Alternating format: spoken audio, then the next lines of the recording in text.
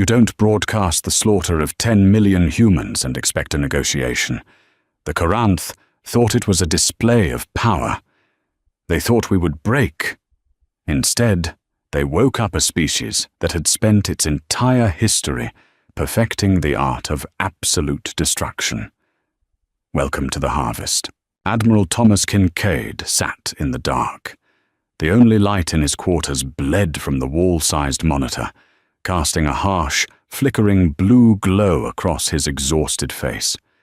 His coffee had gone cold 3 hours ago. He didn't care. He couldn't look away from the screen. No one on Earth could. The feed was running on a loop. It was being broadcasted on every open frequency, overriding civilian networks, military comms and emergency channels. The Coranth had made sure of that. They wanted an audience. On the screen, the colony world of New Providence was burning. It hadn't been a war. A war implies a contest. This was an extermination, televised for the sheer, sadistic theatre of it. 10 million people had lived on New Providence. They were terraformers, engineers, teachers, and children, working the soil of a world 3 jumps from the Sol system. They had no planetary defense grid. They had a local militia equipped with riot gear and light kinetics. The Coranth had descended from the sky in jagged obsidian dreadnoughts. They didn't bomb the cities from orbit. That would have been too quick. They landed. Kincaid watched as a towering, insectoid Coranth warrior, clad in heavy biomechanical armor, hauled a human woman from the rubble of a hab block. The audio was crystal clear. The Coranth had tapped into the colony's surveillance grid, editing the footage in real time to maximize the terror. The woman screamed, kicking wildly. The alien didn't flinch. It simply raised a plasma caster and atomized her upper torso. The body dropped. The camera panned to the next screaming civilian. They did this for 72 hours. They hunted humans through the streets of the colony capital. They herded them into the fusion reactors and locked the blast doors. They flooded the subterranean shelters with caustic gas, leaving cameras inside to capture the agonizing, choking deaths of thousands. And through it all, the Coranth Fleet Master broadcasted his voice, translated into perfect, synthetic English. "This is the price of expansion," the synthetic voice droned over the footage of a crumbling hospital. "You are a lesser breed. You exist only by our tolerance. That tolerance is exhausted. Look upon your dead and know your place in the dark." Kincaid finally reached out and tapped the console. The screen went black. The sudden silence in his office was heavier than the noise had been. It felt suffocating. He rubbed his eyes. He felt a strange detachment, a cold, empty void in his chest where panic or despair should have been. Kincaid walked out of his office and onto the command deck of the United Earth Directorate Naval Headquarters. He expected chaos. He expected shouting officers, ringing alarms, and the frantic energy of a military apparatus caught flat-footed. Instead, he found a graveyard. The sprawling command floor was dead silent. 200 operators, tacticians, and communications officers sat at their stations. No one was speaking. The holotable in the center of the room displayed the dead system of New Providence, pulsing with a pale, ghostly red light. A young lieutenant, barely out of the academy, was staring at her monitor, tears streaming silently down her face, her hands hovering frozen over her keyboard. They had all watched it. The entire species had just watched 10 million of their own slaughtered like cattle. Kincaid walked to the central dais. His footsteps echoed off the steel decking. Every head turned to look at him. Their eyes were hollow. But beneath that hollowness, beneath the shock, Kincaid saw something else. It wasn't fear. The Coranth had miscalculated, drastically. They expected the broadcast to break human morale. They thought humanity was a fragile, civilized thing that would recoil in horror and submit to a superior apex predator. They didn't understand human history. We weren't a peaceful species by nature. We were a violent, tribal, bloodthirsty race that had spent the last 5,000 years desperately trying to build a cage for our own demons. We built laws, ethics, and treaties not because we were inherently good, but because we knew exactly what we were capable of if we let the leash slip. The Coranth hadn't just broken our morale. They had shot the lock off the cage. Director Jenkins walked onto the command floor. The usually composed, politically savvy leader of the UED looked like she had aged 10 years in 3 days. She didn't bother with a podium. She walked directly up to Kincaid. "Is the fleet assembled, Admiral?" Her voice was a rasp, completely stripped of its usual diplomatic polish. "The 1st, 3rd, and 5th fleets are holding at Jupiter. The 7th is recalling from the mining rim. The shipyards have suspended all civilian manufacturing. Every cradle is pumping out kinetic rounds and fusion cores," Kincaid replied, his voice equally flat. Jenkins nodded slowly. She turned to look at the massive star map hovering in the center of the room. The Coranth Empire was a sprawling red stain across the Orion Cygnus arm. Thousands of worlds, trillions of lives. "The Senate convened 10 minutes ago," Jenkins said to the room. The silence deepened. Even the hum of the servers seemed to quiet. There was no debate. There were no dissenting votes. No one asked for a diplomatic channel. No one asked for a surrender term. She turned back to Kincaid. Her eyes were pitch black in the dim light. "The Coranth wanted to show us how the universe works," Jenkins said quietly.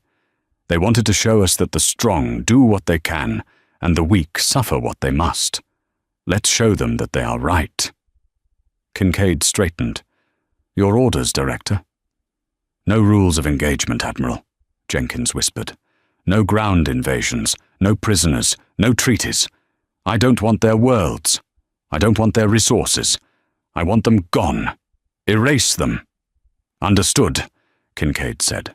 He turned to his communications chief, a man named Cole, who was staring at him with a predatory stillness.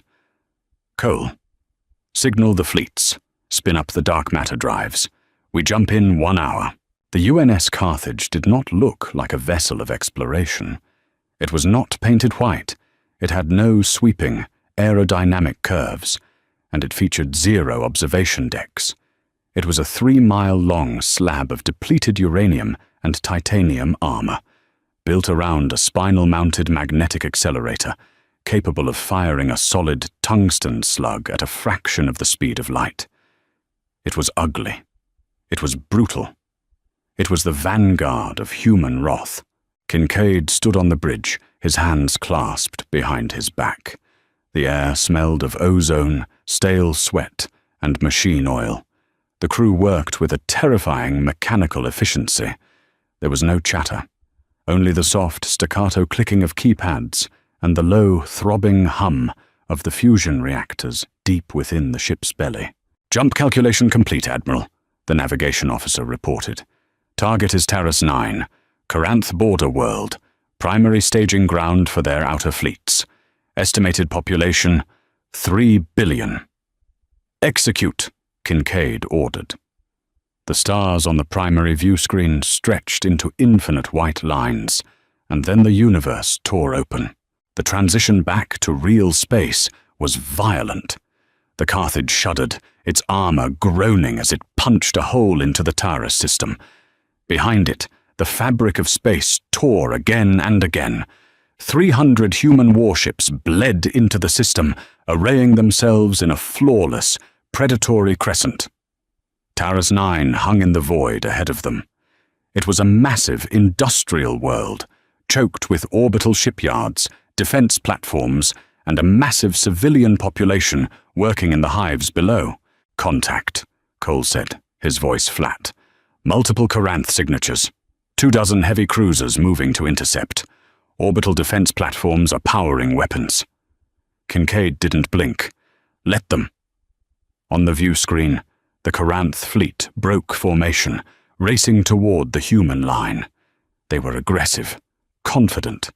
They had slaughtered millions of humans 3 days ago and faced no resistance.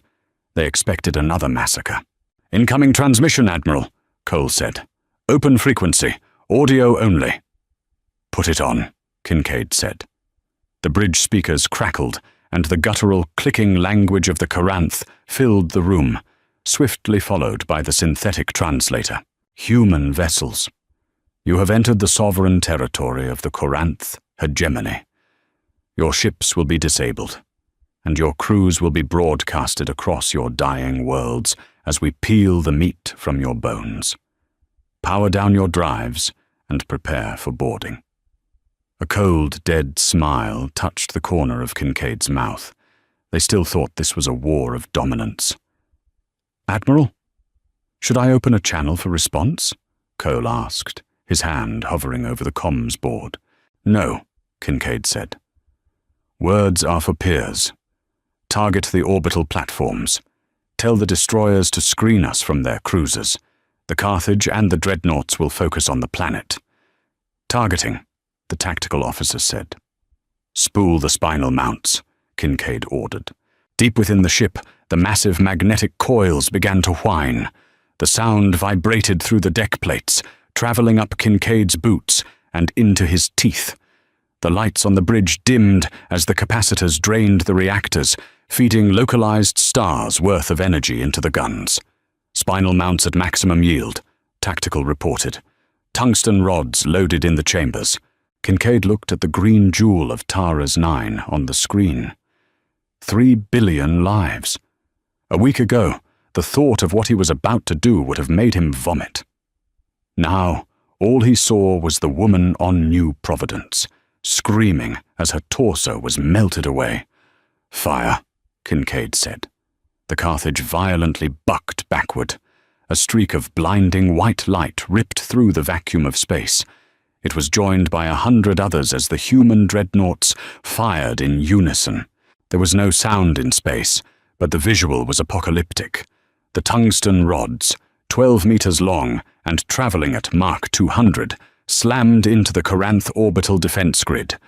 The platforms didn't explode, they simply ceased to exist, vaporized by the sheer kinetic energy of the impacts. The Coranth cruisers, caught completely off guard by the unexpected range and devastating power of the human weapons, immediately attempted to disengage and regroup. Their elegant formations dissolved into frantic, evasive maneuvers, but they were far too slow. Human destroyers had already locked on, launching wave after wave of nuclear-tipped torpedoes in carefully coordinated salvos. The alien point defense lasers cut down dozens of incoming missiles, filling the darkness with brilliant streaks of blue-white light. Yet every torpedo destroyed was replaced by several more. The relentless barrage overwhelmed the Coranth defenses through sheer volume. Seconds later, the void erupted into a chain of miniature suns as nuclear warheads detonated across the battlefield. Blinding spheres of fire and radiation engulfed the obsidian cruisers, ripping through their armored hulls, shattering them into jagged, burning fragments that tumbled helplessly through space, leaving behind only expanding clouds of molten debris and fading trails of glowing wreckage. But the fleet was just a distraction. The real target was the world below. "Reload and retarget," Kincaid said, his voice devoid of emotion. "Maximum spread. Target the tectonic fault lines. Target the atmosphere scrubbers. Target the primary hives." "Firing," Tactical replied. The second volley bypassed the ruined orbital defenses and slammed into the atmosphere of Taurus 9. The kinetic rods struck the planet's crust with the force of dinosaur-killer asteroids. From orbit, Kincaid watched as the planet shuddered. Massive blooming rings of displaced earth and fire erupted across the green continents. The shockwaves were so violent they were visible from space, rippling through the cloud cover and tearing the atmosphere apart. The crust shattered. Deep, glowing red fissures tore across the surface as the tectonic plates were cracked by the artificial bombardment. "Admiral," Cole said, his voice quiet. "The planet's comms network. It's going wild. Billions of transmissions, distress signals. Military channels are begging for reinforcements. Civilian channels are just screaming." "Jam them," Kincaid ordered. "I don't want to hear it, and I don't want the rest of their empire to know we're coming until we are already in their sky." Jamming engaged. Taurus 9 was dying. The atmosphere was igniting, turning the sky into a boiling ocean of fire. The oceans were flashing into steam. The 3 billion Corinth on the surface, soldiers and civilians alike, were burning, suffocating, or being crushed under the collapsing crust of their own world. There were no drop pods. There were no brave Marines storming alien beaches. Humanity had no interest in looking their enemy in the eye. You don't look a roach in the eye when you step on it. "Life signs on the planet are dropping," the sensory officer reported, his voice tight but professional. 80% casualties. 90. 95. The core is destabilizing, Admiral. The mantle is exposed. Kincaid watched the world burn. 10 million humans. 3 billion Corinth. The math was sickening. The math was exactly what humanity had perfected. "Spin up the drives," Kincaid said, turning his back on the burning world. "Give the navigators the coordinates for the next system. We aren't done." 14 months. That was how long it took to erase a 6,000-year-old galactic empire. There were no grand battles sung about in the halls of Earth. There were no heroic boarding actions. No daring starfighter runs through trench networks. War is a romantic concept. It implies a struggle. This was a demolition project, and humanity treated it with the grim, exhausting routine of blue-collar labor. The UNS Carthage pushed deeper into the Orion Cygnus arm, leaving a trail of dead stars and fractured planets in its wake. Kincaid watched his crew degrade. They stopped shaving. They stopped talking in the mess halls. The dark rings under their eyes deepened into permanent bruises. They were boys and girls from Iowa, from London, from Hokkaido, turned into the architects of the greatest mass extinction the galaxy had ever seen. They didn't cheer when a Corinth world cracked. They simply logged the kill, recalibrated the targeting sensors, and asked the quartermaster for more coffee. System after system, the routine was identical. The human fleet would tear a hole in real space. The Corinth would throw whatever defense fleets they had left at the anomaly. The human destroyers, commanded by men and women who had watched the New Providence broadcast on an endless loop, would soak the alien plasma fire against their heavy, ablative armor, answering with overwhelming nuclear swarms. Then the dreadnoughts would align. The spinal mounts would whine. The planet would die. By the 7th month, the Corinth stopped threatening. By the 10th month, they started begging. The Carthage hung in orbit above a gas giant, its cooling vents glowing a dull, angry orange in the shadow of the massive planet. They were siphoning hydrogen to synthesize into fuel. The fleet was battered. The Carthage was missing a massive chunk of its portside armor, exposing the blackened, fused skeletal structure beneath. 36 destroyers had been lost to Corinth suicide rams in the previous system. "Admiral," Cole said. His voice was hoarse. He hadn't slept for more than 4 hours a night in a year. "We're picking up a transmission. Broad spectrum. It's originating from the Corinth inner colonies." Kincaid stood at the observation port, looking at the swirling ammonia storms of the gas giant. "Content? It's an unconditional surrender, sir," Cole replied. He didn't sound relieved. He sounded annoyed. "It's being broadcast in English, Mandarin, and Russian. They are offering their fleets, their shipyards, their mining worlds. They are offering to genetically sterilize their warrior castes. The ruling council is offering their own heads in cryostasis. Captain Harris, the ship's commanding officer, turned from the tactical console. He was a broad-shouldered man whose uniform hung loosely on him now. He looked at Kincaid. "They're terrified, Thomas," Harris said quietly. "We've burned 42 systems. That's 1 trillion dead. They finally understand what they woke up." Kincaid didn't turn around. He watched a massive lightning storm ripple across the gas giant's atmosphere. He thought about the woman on New Providence. He thought about the children herded into the fusion reactors. He thought about the synthetic voice telling humanity to know its place in the dark. Kincaid walked back to the holotable. "Send a tight beam transmission to Director Jenkins," Kincaid said.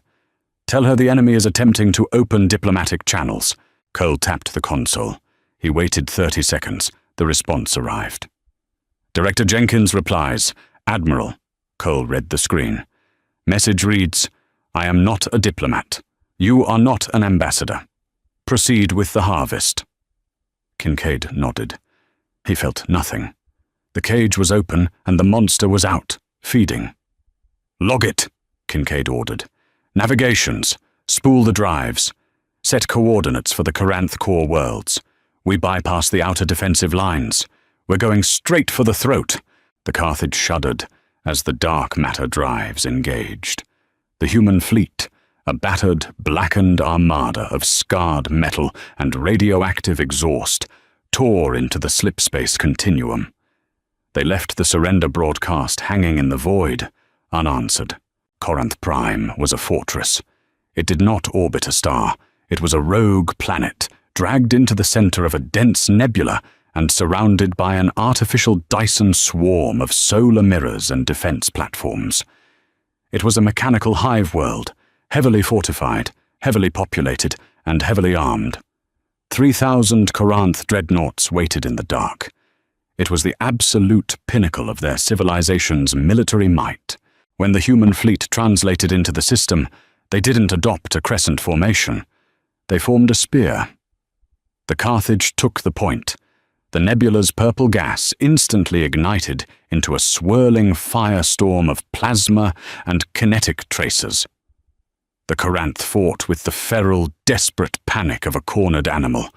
Their dreadnoughts didn't bother with evasive maneuvers. They charged, firing continuously, trying to close the distance and overwhelm the human armor.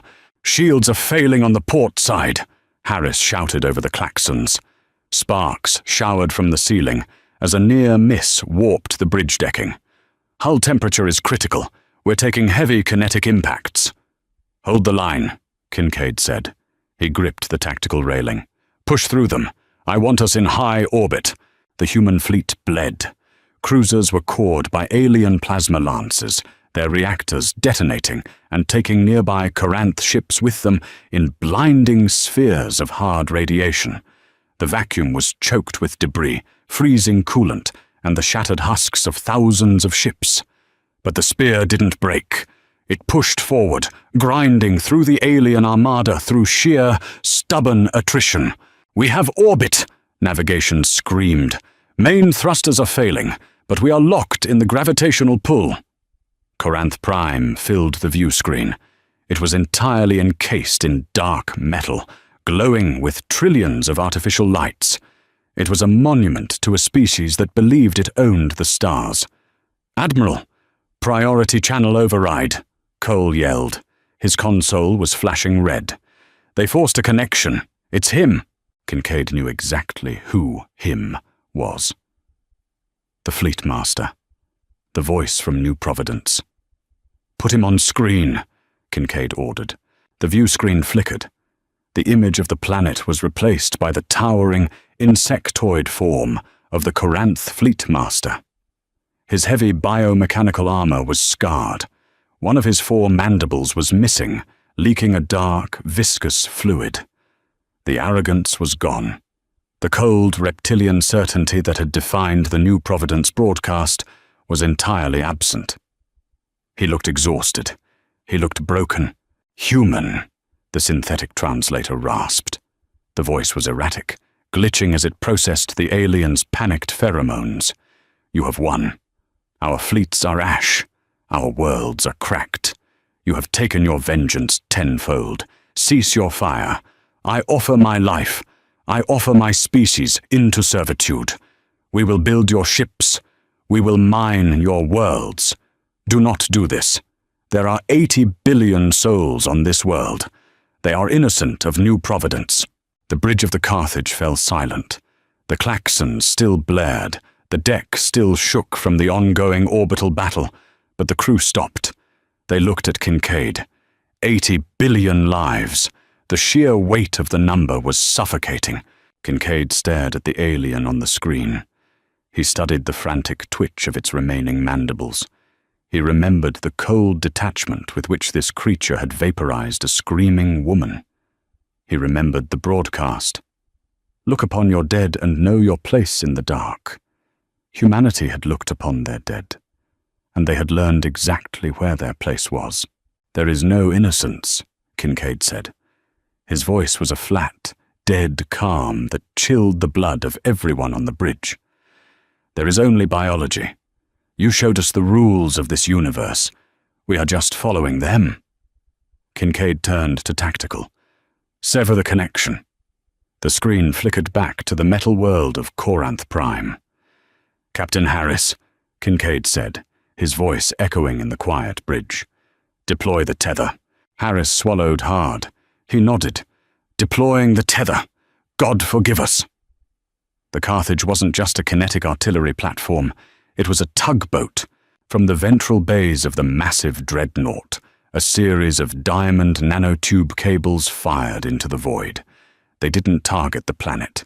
They targeted the rogue moon orbiting it, a dead, iron-rich sphere, roughly the size of Earth's moon. The cables latched onto massive, pre-drilled anchors that human stealth frigates had embedded into the moon's surface weeks prior. "Tethers secure," Tactical reported. "Divert all reactor power to the dark matter drives," Kincaid ordered. "Reverse polarity. Give me full thrust. Pull." The Carthage groaned. The structural integrity alarms screamed as the ship's engines flared with blinding intensity. The dreadnought acted as a massive gravitational lever. The diamond tethers pulled taut. Slowly, terrifyingly, the moon's orbit began to decay. The Coranth fleet realized what was happening too late. They stopped firing at the human ships and turned their weapons on the moon, desperately trying to fracture the iron sphere before it could fall. Plasma lances scarred the lunar surface, vaporizing millions of tons of rock. But it wasn't enough. It was a rock a quarter the size of Earth, and it had lost its orbital velocity. Gravity took over. Kincaid ordered the Carthage to cut the tethers and burn for the system's edge. The human fleet limped away, leaving the dying Coranth armada behind.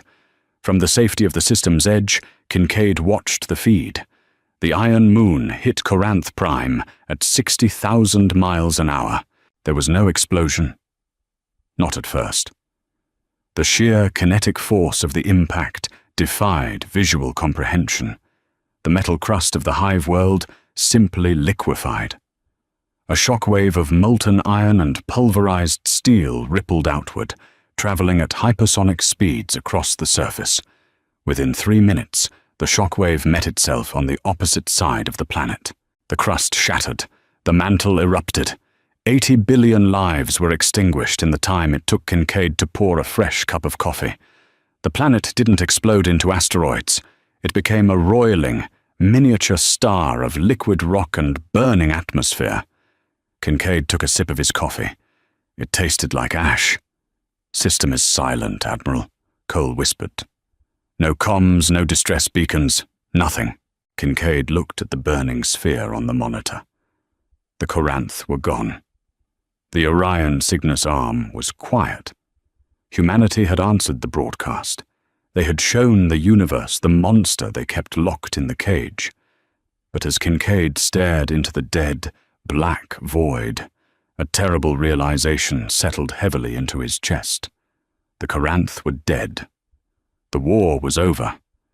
But the cage was destroyed, and humanity was never going to be able to lock the monster away again. "Set coordinates for Earth," Kincaid said, turning away from the screen. "Take us home. If this story of humanity's dark wrath and brutal vengeance kept you hooked, don't leave just yet. The universe is a dangerous place, and there are far more sci-fi stories, HFY battles, and cosmic mysteries waiting for you on this channel. Hit that like button to fuel the algorithm. Share this video with your fellow sci-fi fans, and subscribe right now so you never miss another deep dive into the stars. Until next time, keep your eyes on the void.